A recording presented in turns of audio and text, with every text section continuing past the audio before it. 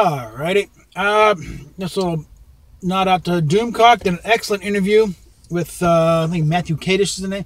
Did a 4-part interview over on medium.com. and put a link down below. You don't read all 4 parts, you got to get a membership, but you got to sign up, but it's free. It's a free account. So basically, the rights issue over Star Trek and where does Discovery fall in all this? It's even more complicated than that full hour-long video from Midnight's Edge indicates. It amounts to about the same thing, but it's like the details are even uglier and more complicated than initially thought. But it also goes into a lot of the stuff we've been dealing with for over 30 years in fandom.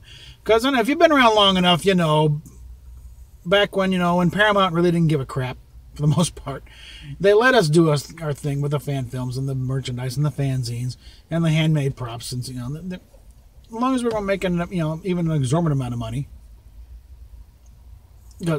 nobody builds those props for free. Anyone remember spending like $200 for a bootleg phaser, or what, Starfleet Incorporated, their props. Oh yeah. I still have one of those phasers. But cast aluminum phaser, that's been around a while. But basically it amounts to, like, as complicated as you think the Midnight's Edge version is, and also frankly my version, because I was saying the same thing for a while, although I just going on my hunch. It's not that cut and dried. Basically, the rights between Star Trek, between Viacom and Paramount, it was more coincidence, really, I think, because they were going for high growth, low growth, into which wouldn't where. And it just sort of wound, and they probably would have wanted them anyway, but it just more or less happened because the movies were, high risk considered, the TV's low, and and Star Trek got caught in the middle. And they thought everyone would be fine. No, they didn't think it through, what would happen with the rights issue. They certainly didn't take into account the egos involved. Most notably, one Leslie Moonves and the other guys are sort of in there. Jerry Rizzo didn't come into a little later on. But we're talking full-on corporate Game of Thrones stuff here. The only difference is no one's actually died, but I'm sure that's not without a good deal of hoping. But Discovery is its own thing. It started becoming that thing very quickly. Once it became clear to Brian Fuller that he was not going to get his way, there's not going to be, not going to line up with the original show, because they wanted their own line to market on this thing. It's a little less bad robot influence than originally thought. It's not, Secret Hideaway was founded before that, so that was mainly the split between Kurtzman and Orsi. It's more just by influence, but it's also a lot of Les Moonves not knowing what the hell he's doing with Star Trek, not caring. And a part of just trying to open up a new revenue stream for this Star Trek license they got. And a little bit of why they guard it so zealously. It basically amounts to, if it wasn't for Star Trek, they really wouldn't have a licensing arm. Because for a long time there, all the other stuff they're doing was nothing compared to what they sold via Star Trek on licenses. Nothing. I mean, it was like, a few little pennies here and then Star Trek up here. And that's why I think it's a little overcompensation there. And this started coming about at the same time that, our old buddy Alec Peters blundered into this whole thing. They're going to make a big level at wrong time. Okay. A few years earlier, Alec, you might have gotten away with it, Or maybe if you had just bothered to foster a little healthier, friendlier relationship with CBS marketing people like Vic and James Cawley and others have done. No, you can blunder on in there and say, they're going to do it, they can't do it. Look, there's no guidelines. And you just upset the entire apple cart.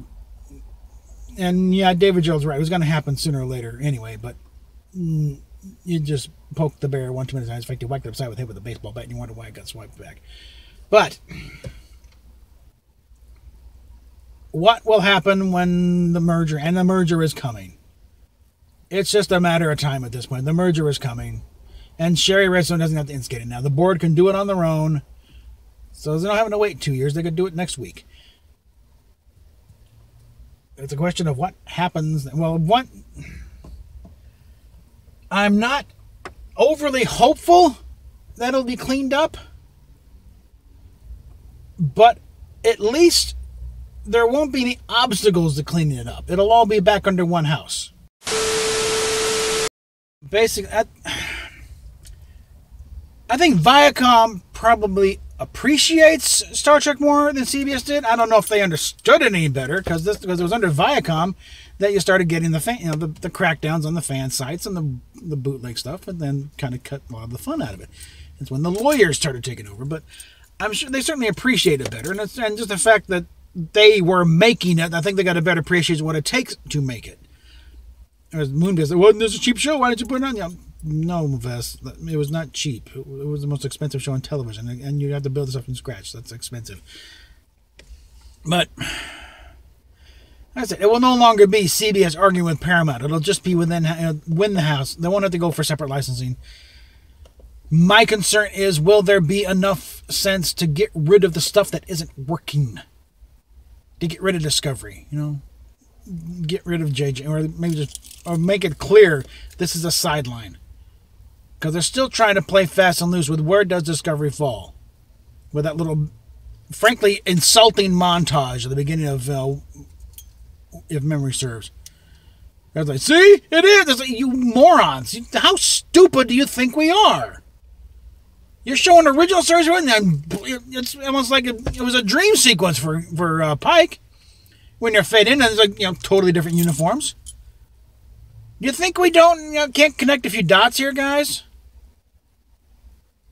God, my first list of episodes I got in the mid-'70s, when the North Glen Mall was doing kind of a convention to celebrate their anniversary or something. They had a big one, and Leonard Nimoy was up there. Jimmy Doom was up there.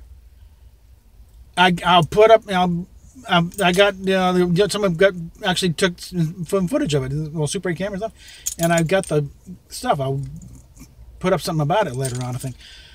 But for the love of God, we know what happened when, episode-wise. We have figured out, okay, as far as the regular series, Where No Man's Gone Before comes first. They don't care what order they aired in. There's nothing sacred about the air date order. Why they keep fixating on that whenever they do a DVD release, I don't know. But even then, we knew that the only reason Man Trap aired first is because it was one of the few that was actually ready to air. Corbomite Maneuver wasn't ready yet because of the effects. Otherwise, it would have aired first, and that's really a third pilot right there. That's your first regular episode. But it doesn't take a genius to look, okay, Where No Man's Gone Before, got those uniforms. We got The Cage, same uniforms. Okay. You don't go from plain turtleneck to marching band uniform back to plain turtleneck, okay? And you sure as hell don't have the ship go from, the original first pilot to this big monstrosity and then back down to the same damn ship with a couple of extra stripes. It's like, memo to CBS, get this out of your thick heads. We are not stupid. We are not morons. We do not buy up anything with a Star Trek label on it. Just because it's got Star Trek on it. We do a little bit of quality, requirement here. Because let me tell you something about your little fan base you've inherited. It's one of the most discerning and savvy fan bases in all of entertainment. Because unlike a lot of shows, like Jimmy Comack, the director and stand-up comedian back in the day, and whenever he would mention something that he did a Star Trek, and he just says, "Oh yeah, place of the action," they would know the show. We know this stuff. We know directors and writers. We get into the nuts and bolts of it. How many people got into television? Not mind the NASA side. How many people got into television production because of Star Trek? I mean, I first really got into it because that one book, The Making of Star Trek, it wasn't just, about, their Enterprise. It was a whole manual of television production, back in the day. And a lot of stuff hasn't changed. The technology has moved up, but it's all computerized and digital stuff. But it's still, you still got to get the same people. Someone's got to light the set. Someone's got to get the props together. Someone's got to, come up with the wardrobe and do a casting direction. You got to run stuff through legal. It's a lot of the same stuff. It hasn't changed. So yeah, you want to get into the television production. That's still a must read, because you go through the nuts and bolts from the time a show is conceived of to the Let's boil it on down to this, guys. Get out of this thing, but if you make it and put a Star Trek label, they will come. Because I think if you know the numbers, just look them up down these things. We ain't coming. Not in the numbers you're needing. If you make it good, we will come.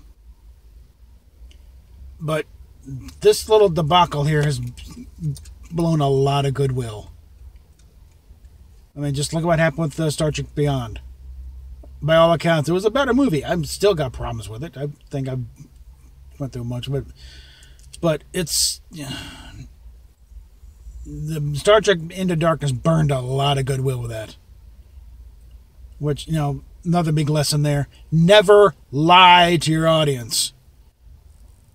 You can mislead, you can, be shady, but when you out and out, flat out lie to the audience, you just burned a big bridge right there, because then they'll never trust you again.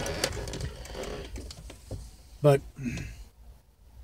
I will go into that article more when I'm back at the computer and I have it in front of me, so I can do a breakdown of it. But basically, I give a definite must read, because it goes into a whole bunch of stuff here that stuff I'd forgotten about, frankly. Not the whole crackdown, on the Paraborg nonsense. But PayPal, Patreon down below, and need more subscribers, guys. Got to get them viewer numbers up. So, talk at you later.